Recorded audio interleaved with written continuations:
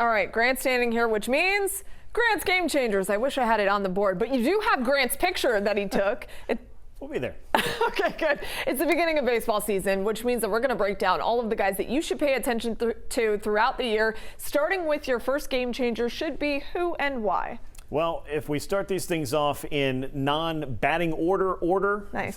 Do we need two orders? We do need two orders. Well, how about a guy that can really affect the order in a way that the Braves very much need? Because one of the things that we didn't have last year was a healthy Austin Riley, really a healthy Braves club if we want to waste a little bit more time. But for Austin Riley, he's a 35-homer, 100 RBI potential bat. He was a 6+ WAR third baseman for 3 consecutive years. Then 2024 happened. He had a broken wrist, broken hand, and then last year he had the double surgery for sports hernia. So he has been through a lot, but when he is right, this is a guy who can drive this lineup in ways that it really has sorely missed that kind of production the last couple of years. So he needs to be doing his thing, but there are other components in the lineup that need to be doing their thing if we're talking about health and productivity. And he's rocking a new hairstyle. Can we say that? We can say that. It's not one that I can pull off other than the beard, but hey, you know, while you've got it, you may as well take advantage of it. Good for Austin Riley, that is for sure. Okay, when you think about the World Baseball Classic, one guy on the Braves roster comes to mind. There's a couple, but the guy that won it, Ronald Acuna Jr., he's a game changer for you. Why? He is, because Ronald, to me, is the straw that stirs the drink. He's back in his prototypical leadoff spot, which is where I think he belongs, because it plugs him into the game immediately.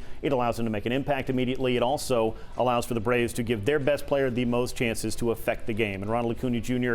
is that guy. This is a big season for him. If you look at last year, yes, he missed, about 65, 67 games. Yeah. But if you look at his 162 averages, it pretty much, sans stolen bases, lined up with the player he was in 2023.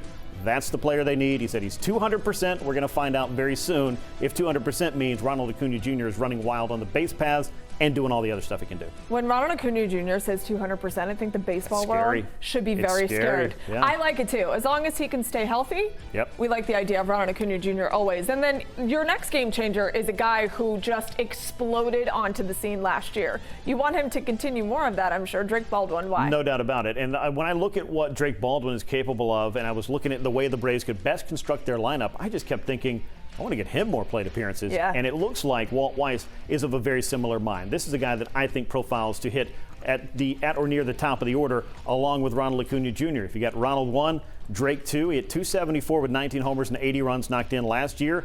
He has some DH opportunity this year because that place is not all clogged up or all given to one player.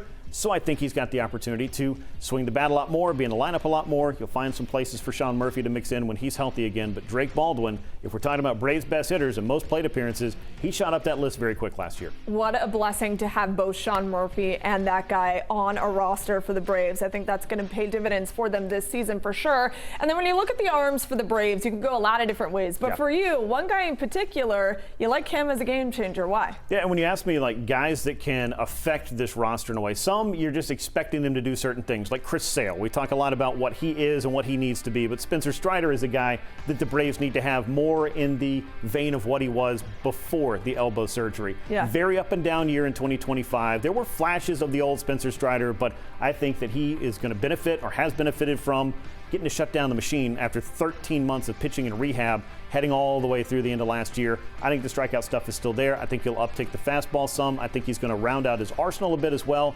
And I think we may just see a better pitcher than we saw before the surgery. Ooh. And that could be a scary thing as well. But I think he's going to look a lot more like his old self, and the Braves very much need him to. And how about health? We got to have health. Fingers and toes crossed for the Braves and for Spencer Strider. He's been through it a lot. For sure. It starts with Spencer Strider, but everybody, you got to stay healthy. That is the key for the Braves in 2026. Grant, thanks so much. We'll be seeing a lot more of you this season for sure. And we'll be right back after this.